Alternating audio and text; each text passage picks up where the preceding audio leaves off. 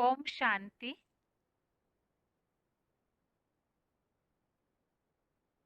भगवत गीता श्लोक क्लास में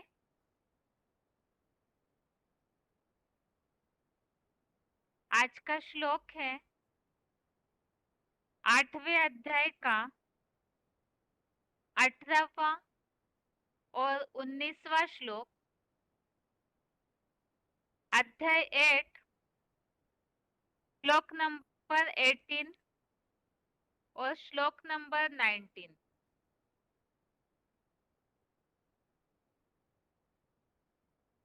दोनों श्लोकों के भावार्थ समान अर्थ वाले ही है, मिलते जुलते अर्थ वाले हैं। इसीलिए आज के क्लास में दोनों श्लोक इकट्ठा पढ़ेंगे। पहले है 18वां श्लोक, श्लोक नंबर 18 है। अव्यक्तात् व्यक्तयः सर्वा प्रभवन्त्य हरागमे रात्र्यान्ते प्रलीयन्ते तत्रैवा व्यक्तसंज्ञके। श्लोक दोबारा। अव्यक्तात् व्यक्तयः सर्वा प्रभवन्त्य हरागमे रात्र्यान्ते प्रलीयन्ते तत्रैवा व्यक्तसंज्ञके। श्लोक का संधि विच्छेद है। अव्यक्तात् व्यक्तयः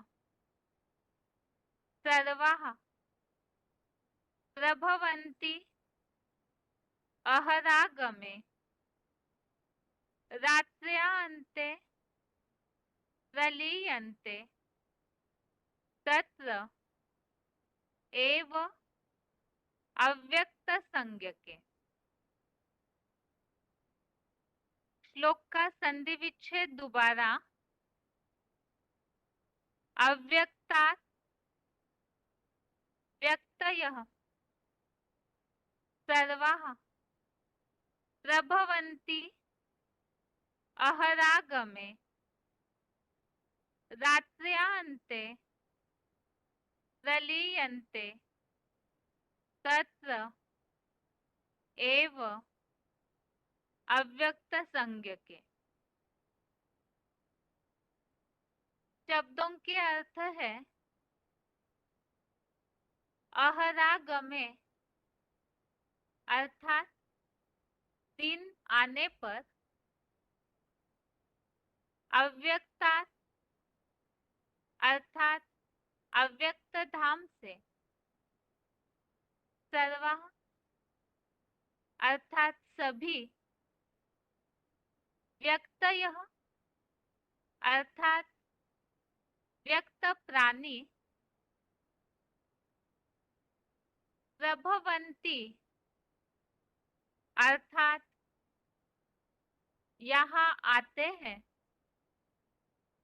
रात्र्यान्ते अर्थात रात्रि अंत में,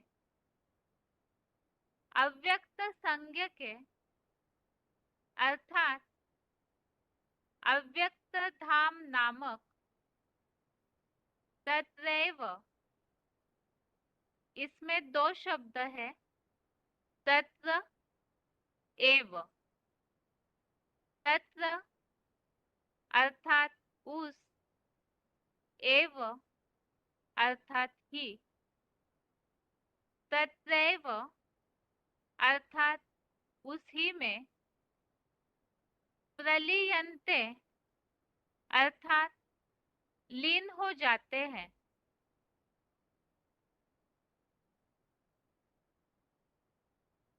शब्दों के अर्थ दोबारा। अहरागमे अर्थात दिन आने पर, अव्यक्तात् अर्थात अव्यक्त धाम से, सर्वाः अर्थात सभी,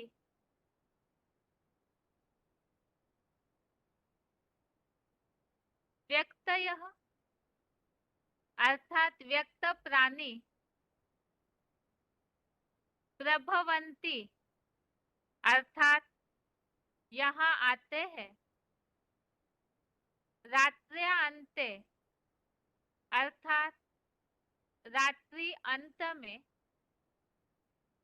अव्यक्त संज्ञ के अर्थात अव्यक्त धाम नामक। तत्रैव इसमें दो शब्द है, तत्र एव।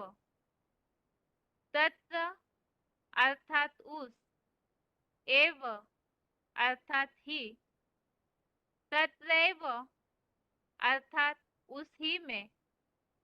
प्रलीयन्ते अर्थात लीन हो जाते हैं।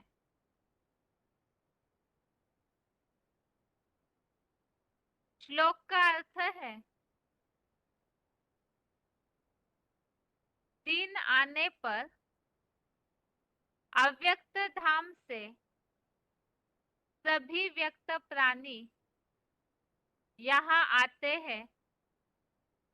रात्रि अंत में अव्यक्त धाम नामक उस ही में लीन हो जाते हैं।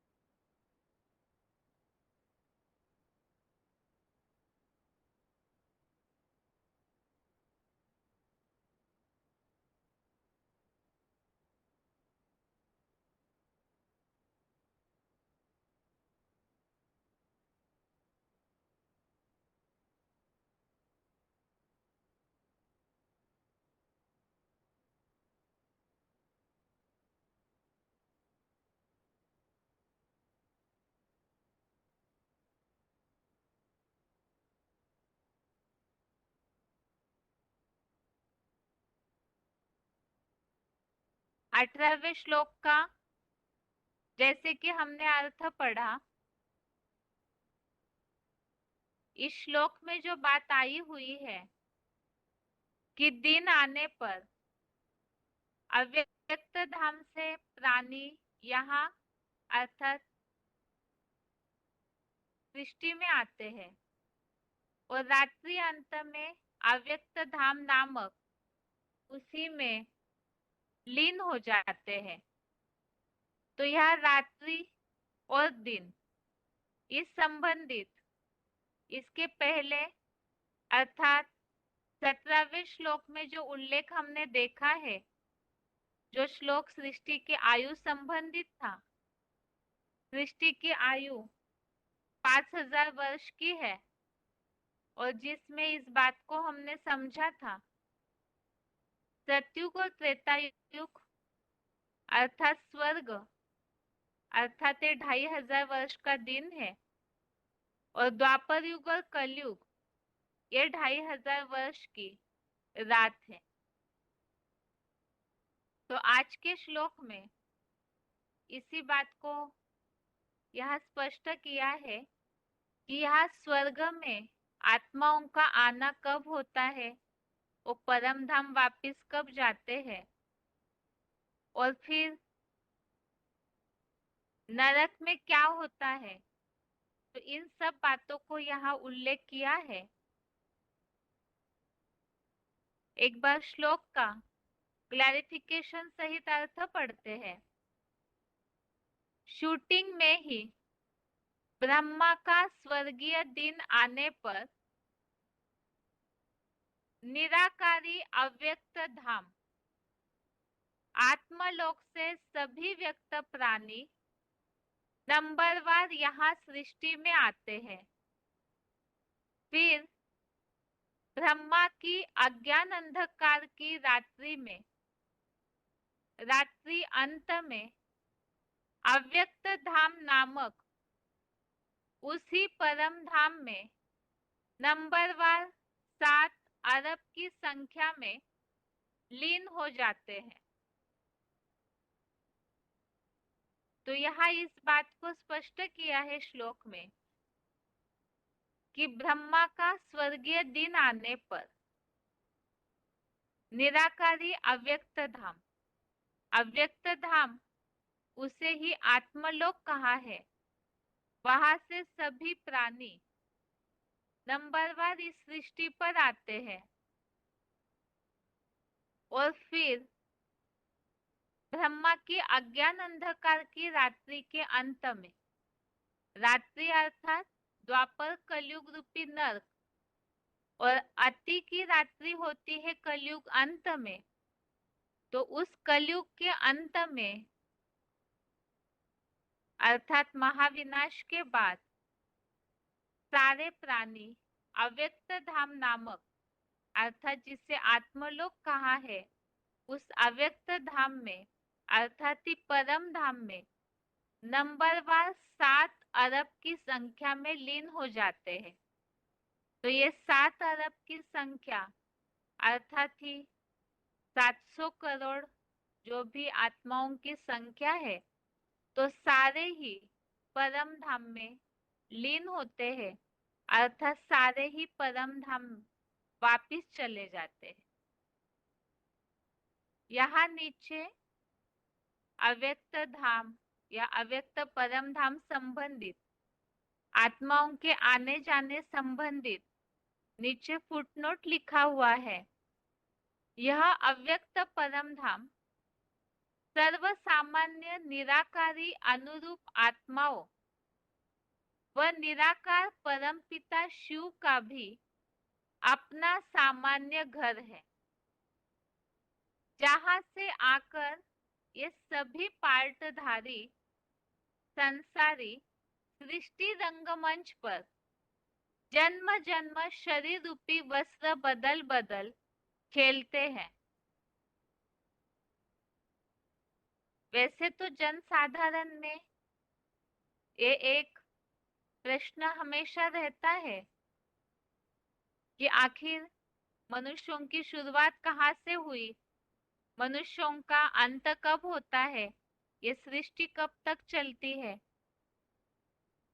तो यहाँ मनुष्य आत्माओं के बारे में जो 700 करोड़ की संख्या है, उनके बारे में इस श्लोक में ये स्पष्ट किया हुआ है कि ये जो भी प्राणी है वो स्वर्ग आने पर परम धाम से नीचे उतरते हैं, अर्थात सृष्टि में आते हैं और नरक के अंत में सभी परम धाम में वापिस जाते हैं।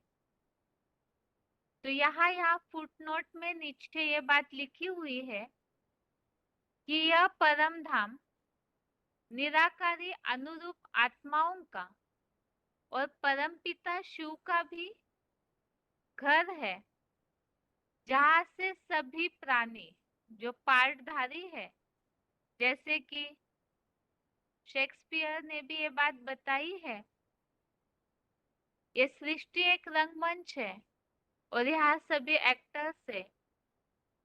तो इसी बात के लिए यहाँ ये बात बताई है कि यहाँ सभी जो भी प्राणी है वो भी इस सृष्टि रंगमंच पर पार्टधारी है, एक्टर है और जन्म जन्म शरीर रूपी वस्त्र बदल बदल कर खेलते हैं, अर्थात अलग अलग अपना पार्ट बजाते हैं। अभी अगला श्लोक है जो कि इसी श्लोक से मिलते जुलते अर्थ वाला है। श्लोक नंबर 19 8वें अध्याय का ही श्लोक नंबर 19 है। श्लोक है भूतग्रामः स एवायं भूत्वा भूत्वा प्रलीयते रात्र्या अन्ते अवशः पार्थ प्रभवन्त्य हरागमे। श्लोक दोबारा। भूतग्रामः स एवायं भूत्वा भूत्वा प्रलीयते रात्र्या अन्ते वशः पार्थ प्रभवत्य हरागमे। श्लोक का संधि विच्छेद है। भूतग्रामः स एव अयं भूत्वा भूत्वा प्रलीयते रात्र्यान्ते अवशः पार्थ प्रभवति अहरागमे। श्लोक का संधि विच्छेद दोबारा। भूतग्रामः स एव अयं भूत्वा भूत्वा प्रलीयते रात्र्यान्ते अवशः पार्थ प्रभवति अहरागमे।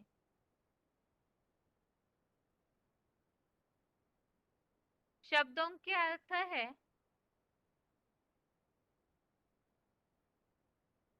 स एवायम। एवायम इसमें दो शब्द है। एव अयम। स एव अर्थात वही वही। अयम अर्थात यह। भूतग्रामः अर्थात प्राणी समुदाय। भूत्वा भूत्वा अर्थात बार बार जन्म लेकर। रात्र्यान्ते अर्थात रात्रि के अंत में। अवशः अर्थात बरबस। प्रलीयते अर्थात पूरा लीन हो जाता है। पार्थ अर्थात हे पृथा पुत्र। अहरागमे अर्थात दिन आने पर। प्रभवती अर्थात प्रकट होने लगता है। शब्दों के अर्थ दोबारा। स एवायम। एवायम इसमें दो शब्द है। एव अयम। स एव अर्थात वही वही। अयम अर्थात यह। भूतग्रामः अर्थात प्राणी समुदाय।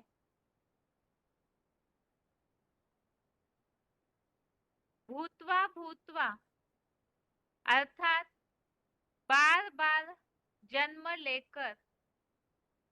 रात्र्यान्ते अर्थात रात्रि के अंत में। अवशः अर्थात बरबस। प्रलीयते अर्थात पूरा लीन हो जाता है। पार्थ अर्थात हे पृथा पुत्र। अहरागमे अर्थात दिन आने पर। प्रभवती अर्थात प्रकट होने लगता है।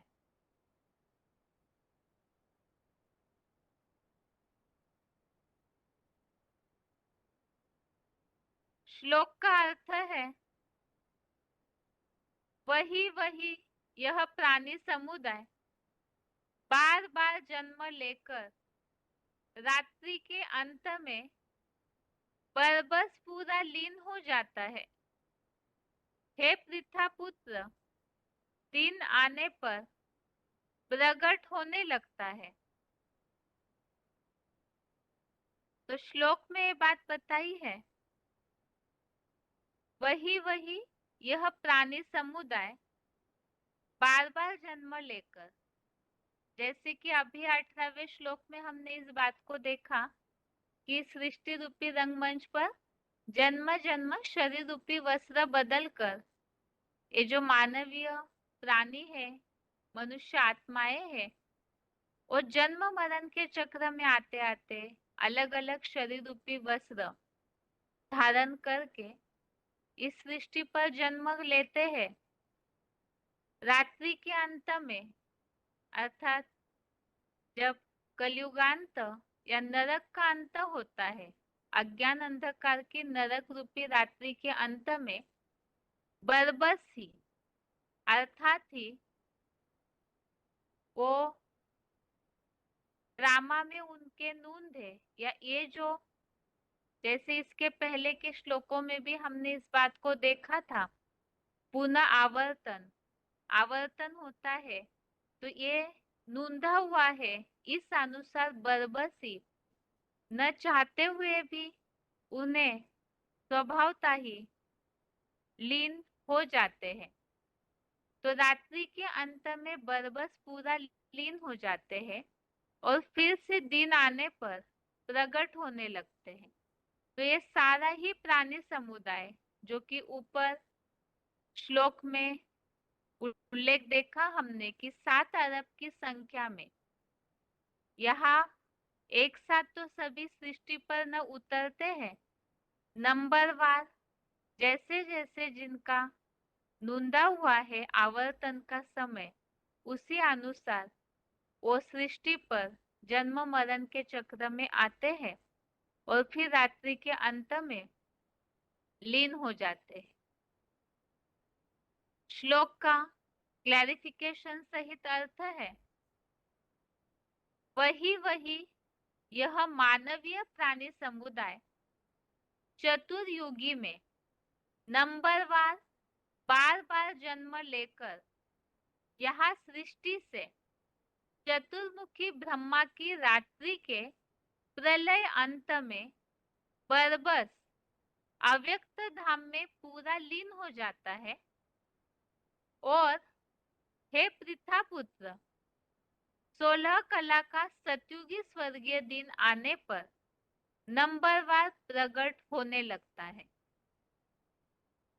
तो इस श्लोक में इस बात को स्पष्ट किया है कि ये मानवीय समुदाय, अर्थात जो 700 करोड़ 7 अरब की जो मनुष्य आत्माओं की संख्या है, जिसे मानवीय प्राणी समुदाय कहा है, तो चतुर्युगी में, अर्थात 4 युगों में, सतयुग, त्रेता युग, द्वापर, कलयुग में नंबरवार, अर्थात सारे ही सतयुग में आएंगे ऐसे भी नहीं है।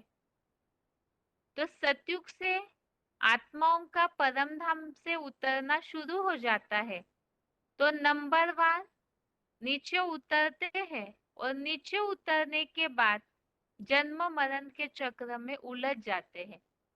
तो इस सृष्टि पर एक बार जो आते हैं वो इसी सृष्टि पर जन्म लेना शुरू होता है और फिर रात्रि के अंत में, जिसे कहा प्रलय अंत में, विनाश के अंत में, बरबस ही अव्यक्त धाम, जिसे परम धाम या आत्मलोक कहा हुआ है, उसमें पूरा लीन हो जाता है। और फिर यहाँ जो श्लोक में उल्लेख आया है पूरा लीन हो जाता है, तो भक्ति मार्ग में इस बात को इस तरह से लिया गया है कई गीता पाठियों ने कि आत्मा पूरी तरह से हमेशा के लिए ही लीन होना, अर्थात समा जाती है, तो उसका अस्तित्व ही खत्म हो जाता है। वास्तव में ऐसे नहीं है। तो उस समय के लिए विनाश के अंत में आत्माएं परम धाम जाती है, तो वहां परम धाम उनका जाना, उस स्थिति में पहुंचना, इस भावार्थ से यहाँ लीन हो जाता है ऐसे कहा है। और फिर सतयुगी स्वर्गीय दिन आने पर नंबरवार प्रकट होने लगता है।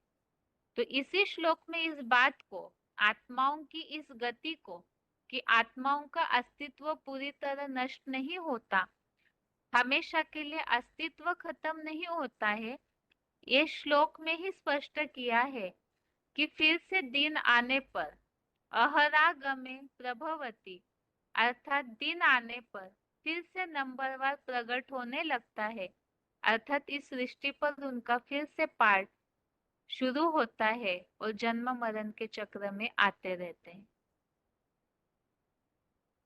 18 और 19 इन दोनों श्लोकों में आत्माओं की गति क्या होती है इसके बारे में स्पष्ट किया है। प्राणियों का सृष्टि पर आना और वापिस जाना कब और कैसे होता है। इसी श्लोक संबंधित, इन दोनों श्लोक संबंधित दूसरे अध्याय में भी एक ऐसे ही मिलता जुलता श्लोक आया हुआ है, जिसे रेफरेंस श्लोक के रूप में लिया है। रेफरेंस श्लोक है दूसरे अध्याय का 28वां श्लोक, अध्याय 2 का श्लोक नंबर 28। इस श्लोक का भावार्थ है, सृष्टि आदि काल में भी प्राणियों का अंत और आदि अदृश्य है। तो अंत अर्थात अंत में परम धाम जाते हैं, तो इन आंखों से दिखता नहीं है, मन बुद्धि से समझने की बात है।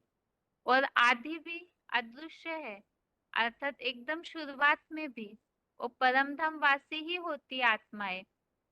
मध्य जीवन व्यक्त है, मृत्यु बाद या कल्पांत महाविनाश में भी अव्यक्त है। तो यहाँ इस बात को स्पष्ट किया है कि महाविनाश के अंत में प्राणी परमधाम लौटते हैं और आदि अर्थात शुरुआत में अदृश्य है, मध्य जीवन व्यक्त है, तो जो चतुर्युगी में जन्म मरण का चक्र है वो व्यक्त है। तो यहाँ अलग शब्दांकनों में उसी बात को बताया हुआ है। ये तो श्लोक का अर्थ हो गया। प्राणियों का सृष्टि पर आना जाना किस तरह होता है।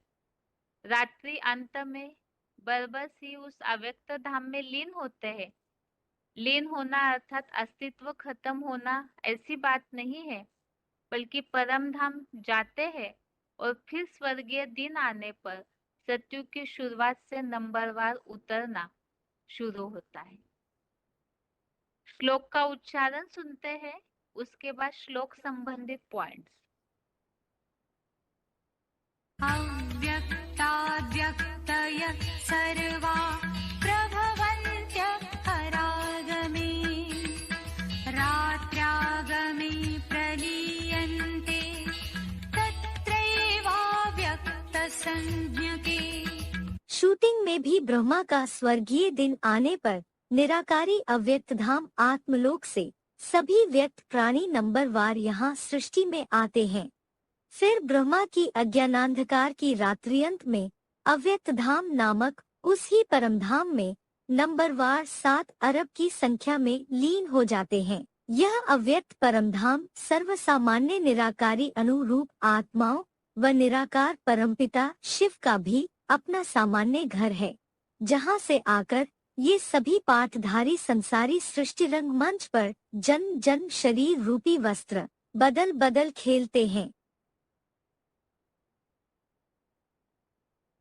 अव्यक्ताद्यक्तय सर्वा प्रभवन्त्य हरागमे रात्र्यागमे प्रलीयन्ते तत्रैवाव्यक्तसंज्ञके।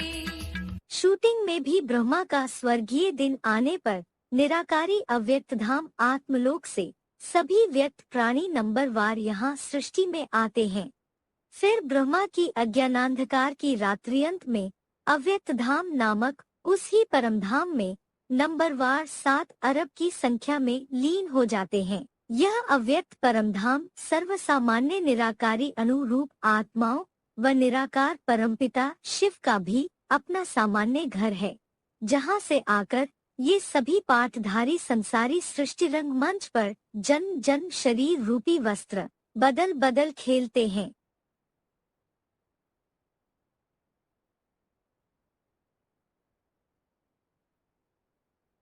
भूतग्राम सेवायं भूत्वा भूत्वा प्रलीयते रात्र्यागमे वशः पार्थ प्रभवत्यः रागमे। वही ही यह मानवीय प्राणी समुदाय चतुर्युगी में नंबर बार जन्म लेकर यहाँ सृष्टि से चतुर्मुखी ब्रह्मा की रात्रि के अंत प्रलय में बरबस अव्यक्त धाम में पूरा लीन हो जाता है। और हे पृथापुत्र, 16 कला का सत्युगी स्वर्गीय दिन आने पर नंबरवार प्रकट होने लगता है।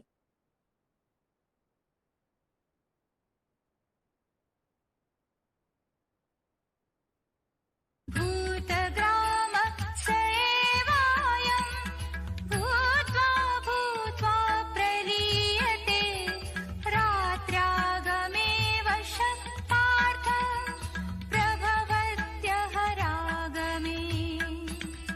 वही ही यह मानवीय प्राणी समुदाय चतुर्युगी में नंबर बार जन्म लेकर यहाँ सृष्टि से चतुर्मुखी ब्रह्मा की रात्रि के अंत प्रलय में बरबस अव्यक्त धाम में पूरा लीन हो जाता है।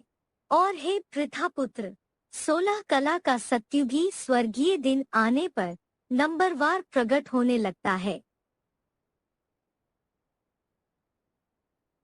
अभी आगे है श्लोक संबंधित points. VCD number 42, VCD number 42, 24 minute 24 minutes के बाद से लिया हुआ पॉइंट है अव्यक्त परम धाम।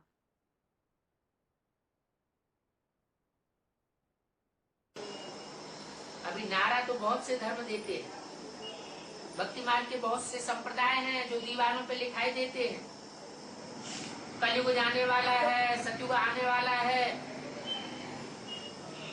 लेकिन कैसे जाने वाला है, तरीका क्या है? अनेक धर्म कहाँ चले जाएंगे? इतनी सभी आत्माएं कहाँ चली जाएंगी? उसका स्पष्टीकरण किसी को पता नहीं। ये दुनिया की आबादी लगातार बढ़ती क्यों जाती है? मनुष्य आत्माओं की नहीं, कीट पशु पक्षी पतंगे क्यों बढ़ते जाते हैं? ये आत्माएं कहाँ से आ रही है? इतनी कीटनाशक दवाइयां छिड़की जाती है, फिर भी वर्ष कीटाणु बढ़ते चले जाते हैं। आखिरी में आत्माएं कहाँ से आती हैं? जरूर कोई आत्माओं का लोक है। मुसलमान उस आत्माओं के लोक को, अल्लाह के धाम को अर्श कहते हैं। खुदा अर्श में रहता है, फर्श में नहीं रहता। ऐसी भी उन्हों के अंदर मान्यता है, साथ में आसमान पर खुदा रहता है, उसके साथ साथ आत्माएं भी रहती है। रूह है, वो सुप्रीम रूह है, और हम आत्माएं हैं रूह। कहाँ से आती है? जिसका वर्णन गीता में भी है, उस धाम का। सूरज चांद सितारों की दुनिया से पार एक लोक है जिसे पार लोक कहा जाता है, जहाँ सूरज चांद सितारों का प्रकाश नहीं पहुंचता। उस परम धाम से मैं आता हूँ, वो मेरा परम धाम है, मैं वहां का रहने वाला हूँ। आगे है VCD number 164, VCD number 164, 16 minute 16 minutes के बाद से लिया हुआ पॉइंट है। व्यक्त प्राणी नंबरवार सृष्टि पर आते हैं।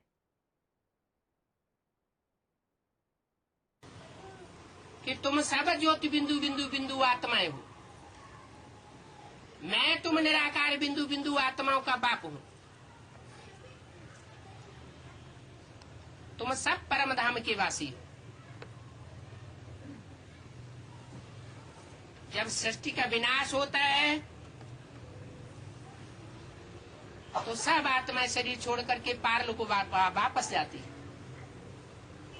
और सतयुग आदि से नई सृष्टि का आरंभ होता है, और थोड़ी थोड़ी आत्माएं नीचे उतरती रहती है। थोड़ी सतयुग में, फिर उससे ज्यादा त्रेता में, फिर उससे ज्यादा द्वापर में, और कलयुग के अंत में सारी आत्माएं सृष्टि रूपी रंगमंच पर आ जाती है।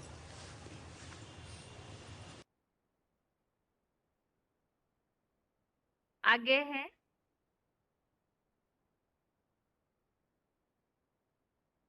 VCD number 231, VCD number 231, 48 minute 48 minutes के बाद से लिया हुआ पॉइंट है।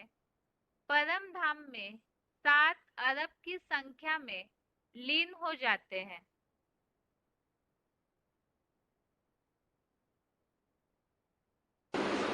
ऐसा एक भी नहीं बचेगा जो मुक्ति में न जाए। 500-700 करोड़ की दुनिया है, मुक्ति में तो सब जाएंगे, लेकिन जीवन मुक्ति में जाने वाले नंबर 1। 25 वाणी का चौथा पेज। सब वापस जाएंगे, वहां जब एक भी नहीं रहेगा, सब आ जाएंगे, तब फिर से वापस जाना है। परम धाम में सारी आत्माएं आती जाएंगी, आ जाएंगी, और जब सारी आ जाएंगी, लास्ट आत्मा भी आ जाएगी, तब फिर सबको इकट्ठा वापस करेंगे। और जो परम धाम की बात हो रही है, साकार सृष्टि पर भी परम धाम है। कहते हैं चलो हम तुम्हें शांति धाम घुमाए लगा। लोग जाते हैं तो कहते हैं हाँ बड़ी शांति, तो क्या हो गई वो शांति धाम का नजारा उन्हें अनुभव होता है थोड़े समय के लिए। तो जो भी ऐसी आत्मा है, लास्ट वाली आत्मा है, जो लास्ट की वहां बची हुई है, वो उनमें से भी आखिरी आत्मा आएगी जरूर, बाप के सामने आके मस्तक झुकावेगी जरूर। जब सब वापस आ जाएंगे, तब सब हमको इकट्ठा होकर के वापस जाना है। उसकी यादगार क्या है शास्त्रों में? यादगार है कोई? इस यादगार में दिखाते हैं सब जाते हैं, देवताएं भी जाते हैं, राक्षस भी जाते हैं, भूत प्रेत भी जाते हैं। राम की बारात नहीं,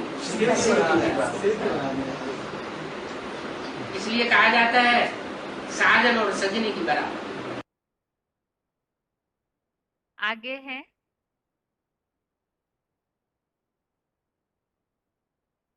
वार्तालाप नंबर 1595, डिस्कशन नंबर 1595, 22 मिनट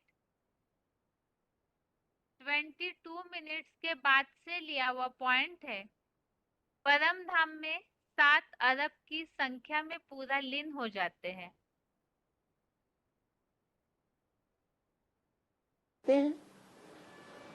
भगवान थोड़े ही बैठ के बनाता है एक एक को। 84 लाख योनियों को भगवान बैठ के बनाता है? वो तो बना बनाया है, ये कभी बनाया नहीं जाता।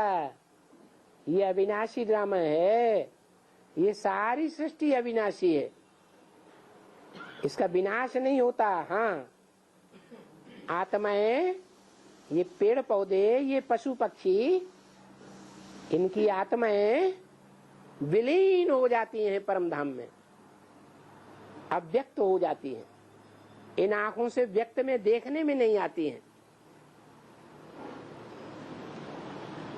गीता में भी लिखा है अव्यक्तात् व्यक्तयः सर्वः।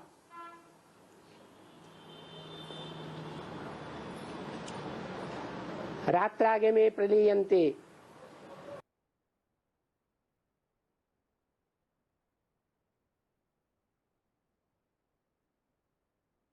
आगे है VCD number 36, VCD number 36, 16 minute 16 minutes के बाद से लिया हुआ पॉइंट है। संसारी रंगमंच पर पार्टधारी पार्ट बदल बदल खेलते हैं।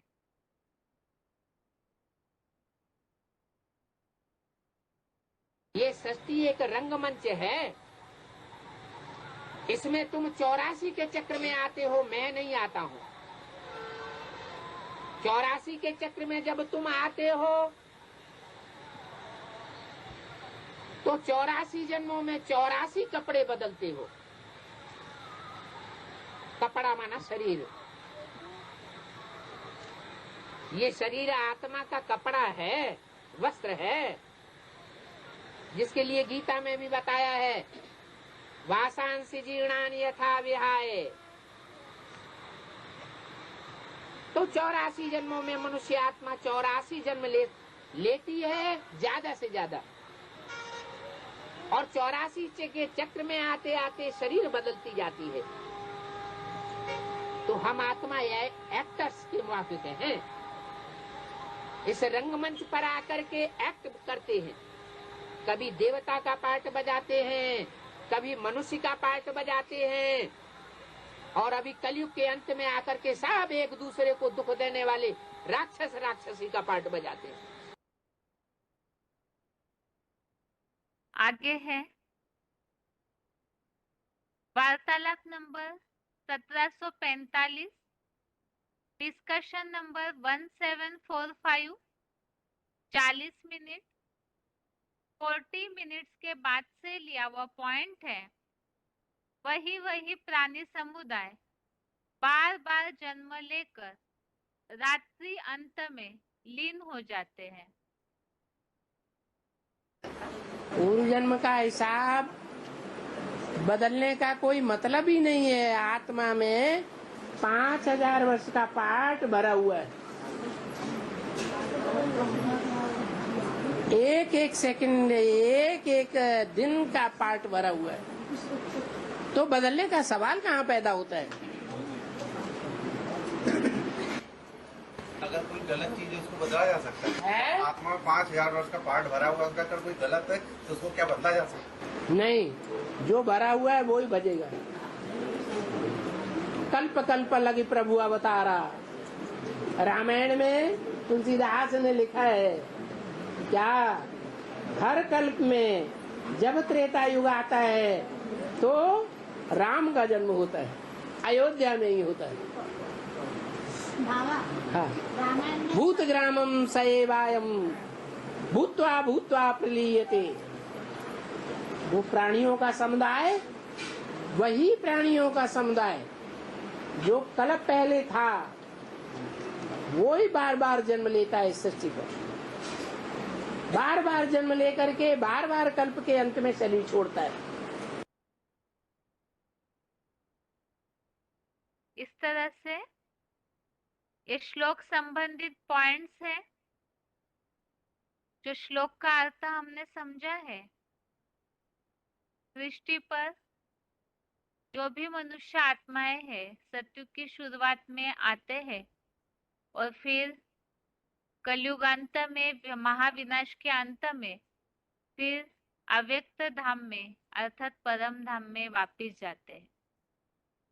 अभी आगे है श्लोकों की रिवीजन। श्लोक टेस्ट के हिसाब से श्लोक नंबर है 5वें अध्याय का 26वें श्लोक से 29वें श्लोक तक, अध्याय 5 का श्लोक नंबर 26 से 29 तक और 8वें अध्याय का 18 और 19वां श्लोक अध्याय 8 का श्लोक नंबर 18-19। 5वें अध्याय का 26वां श्लोक नंबर 26 है काम क्रोध वियुक्तानां यतीनां यत चेतसाम् अभितो ब्रह्म निर्वाणम वर्तते विदितात्मनाम। अर्थात लोभ मोह अहंकार सहित काम क्रोध से रहित संयमित मन बुद्धि वाले लोगों का व उत्तमांगी अकाल तख्त अर्थात ध्रुव मध्य में एकाग्र हुई आत्म ज्योति बिंदु के जानकार यतियों का परम ब्रह्म निर्वाण पद यहाँ पुरुषोत्तम संगम में और वहां विष्णु लोकीय स्वर्ग में भी होता है। और नीचे नोट दिया हुआ है सत त्रेतायुगी 16 या 14 कला स्वर्ग में ज्ञानेन्द्रियों का सुख और विष्णु लोकीय वैकुंठ में अतीन्द्रिय सुख होता है। जैसे कि इसके पहले के श्लोकों में जो उल्लेख हमने देखा है कि जो यहाँ इसी जन्म में ही विकारों के आवेग को रोकते हैं, ऐसे जो बुद्धिमान पुरुष इन इंद्रियों के सुखों में रमन नहीं करते हैं, तो ऐसा मनुष्य ही, ऐसा पुरुष ही शरीर छूटने से पहले ही यहाँ आवेग को सहन करने वाले योगी भी है, सुखी भी है। और ऐसे ही जो योगी है, सुखी है और निर्वाण पद की प्राप्ति करते हैं। तो इस श्लोक में भी इसी बात को और स्पष्ट किया है कि वो जो निर्वाण पद है वो कहाँ प्राप्त होता है, किस तरह प्राप्त होता है, उसके लिए यहाँ स्पष्टीकरण दिया है कि स्वर्ग में अर्थात सतयुग त्रेतायुग में ज्ञानेन्द्रियों का सुख और विष्णु लोकीय वैकुंठ में अतीन्द्रिय सुख होता है। तो वह परम ब्रह्म निर्वाण पद यहाँ अर्थात पुरुषोत्तम संगम युग में और वहां अर्थात विष्णु लोकीय स्वर्ग में भी होता है। और उसके लिए खास पुरुषार्थ बताया पांचों विकारों से रहित होना। पांचों विकारों को जिन्होंने त्यागा है, जीत पाई है, लोभ मोह अहंकार काम क्रोध सहित, और जिनकी मन बुद्धि संयमित है, ऐसे आत्मिक स्थिति वाले आत्म ज्योति बिंदु के जो जानकार है, तो उनके लिए ऐसे निर्वाण पद की प्राप्ति होती है पुरुषोत्तम संगम युग में भी और विष्णु लोकीय स्वर्ग में भी। और इस श्लोक संबंधित रेफरेंस श्लोक है 18वें अध्याय का 53वां श्लोक अध्याय 18 का श्लोक नंबर 53। इसमें इसी बात को बताया है विकारों को जिन्होंने छोड़ा है वो परम ब्रह्म भाव के लिए समर्थ है। आगे है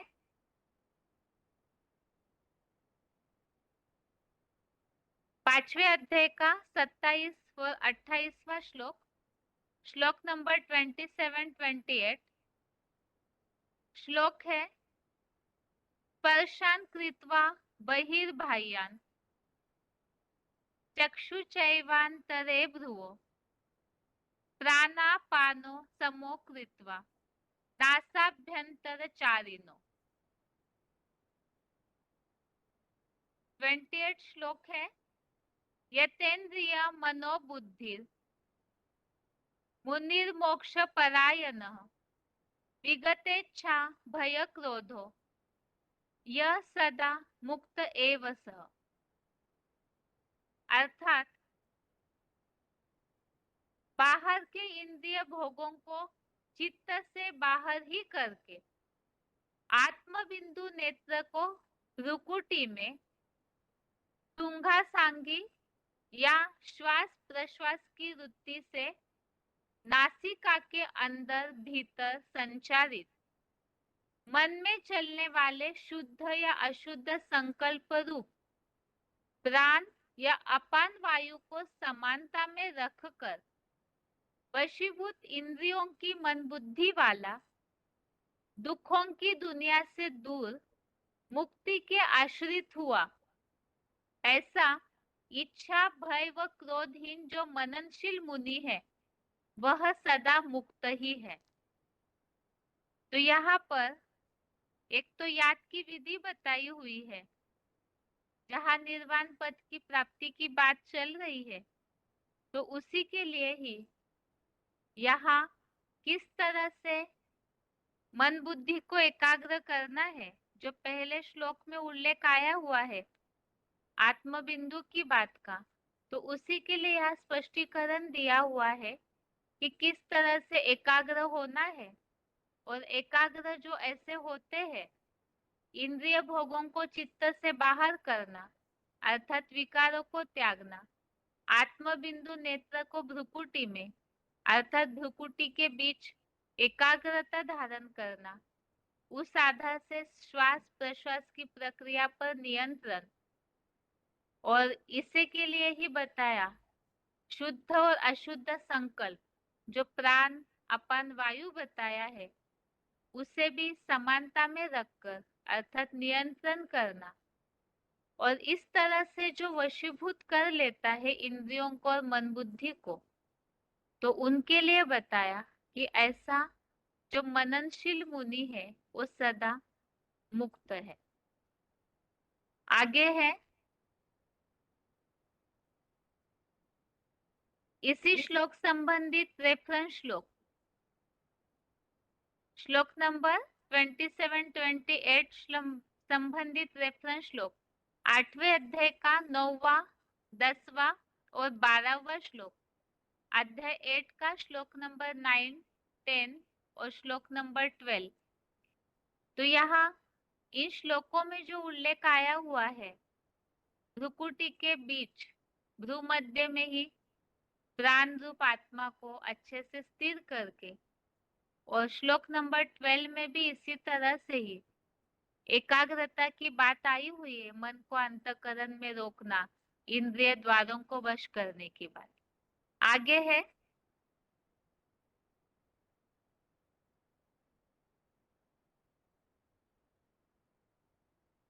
29वां श्लोक, श्लोक नंबर 29, भोक्तारम यज्ञ तपसाम सर्वलोक महेश्वरम सुहृदं सर्वभूतानां ज्ञात्वा माम शांतिम रुच्यति।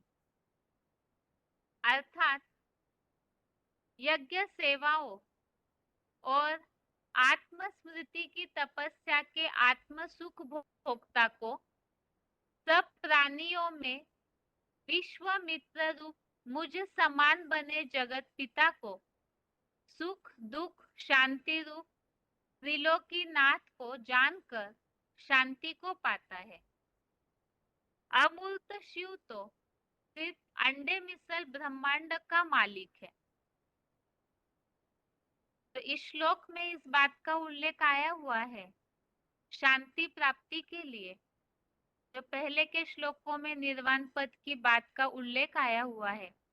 तो यहाँ खास बात तो यहाँ जो मुख्य पाठधारी है त्रिलोकीनाथ, उनको जानकर शांति प्राप्ति की बात आई है।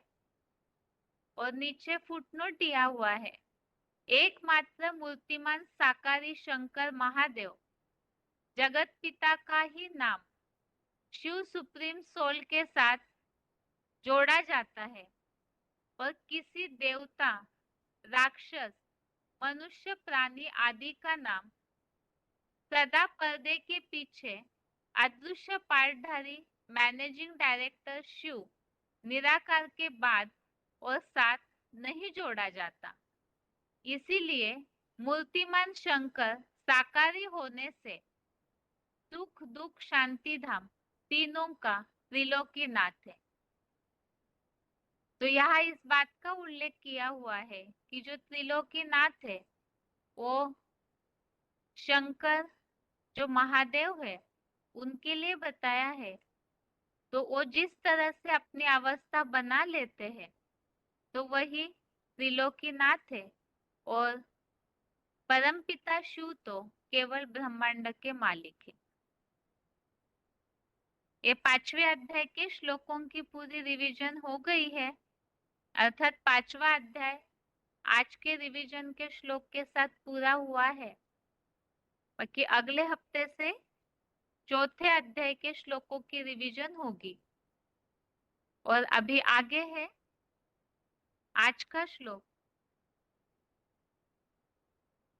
इस 5वें अध्याय के 29वें श्लोक संबंधित रेफरेंस श्लोक, श्लोक नंबर 29 संबंधित रेफरेंस श्लोक, एक तो 9वें अध्याय का 24वां श्लोक, अध्याय 9 का श्लोक नंबर 24 और 15वें अध्याय का 17वां श्लोक, अध्याय 15 का श्लोक नंबर 17। यहाँ भी त्रिलोकीनाथ जो बनते हैं उनका उल्लेख आया हुआ है कि परम पिता शिव ब्रह्मांड का मालिक है। और यहाँ त्रिलोकीनाथ के लिए बता दिया है जो 29वें श्लोक में महादेव शंकर के लिए कहा हुआ है। आगे है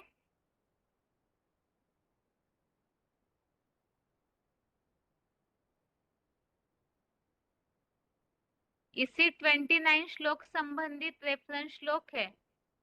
एक तो 4थे अध्याय का 39वां श्लोक, अध्याय 4 का श्लोक नंबर 39, जिसमें उल्लेख आया हुआ है ज्ञान पाकर शीघ्र ही परम धाम की शांति पाता है। तो यहाँ पर पहचान की बात, जो पहचान लेते हैं उस त्रिलोकीनाथ को, ज्ञान अर्थात ही जानकारी समझना, तो उसके बाद शांति की प्राप्ति। 13वें अध्याय का दूसरा श्लोक, अध्याय 13 का श्लोक नंबर 2, इसमें उल्लेख आया हुआ है क्षेत्र और क्षेत्रज्ञ के जानकारी के बारे में। आगे है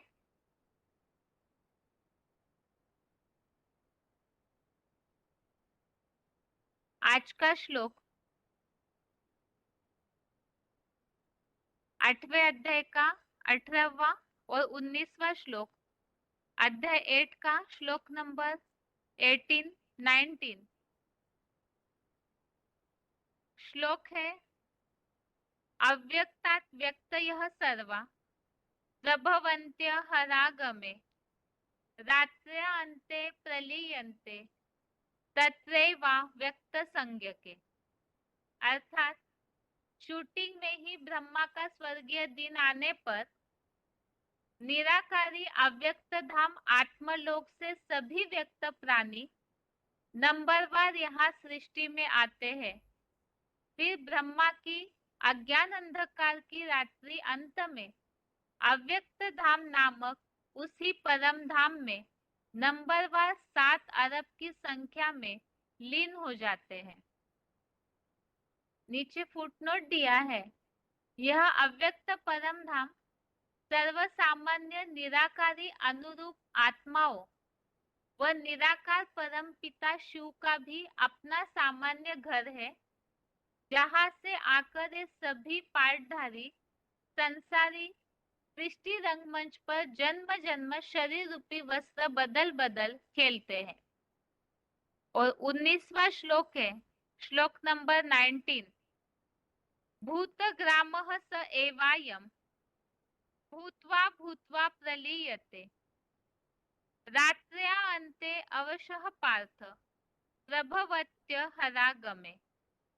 अर्थात वही यह मानवीय प्राणी समुदाय चतुर्युगी में नंबरवार बार बार जन्म लेकर यहाँ सृष्टि से चतुर्मुखी ब्रह्मा की रात्रि के प्रलय अंत में परबस अव्यक्त धाम में पूरा लीन हो जाता है। और हे पृथा पुत्र, 16 कला का सतयुगी स्वर्गीय दिन आने पर नंबरवार प्रकट होने लगता है। तो श्लोक को अभी अभी हमने समझा है।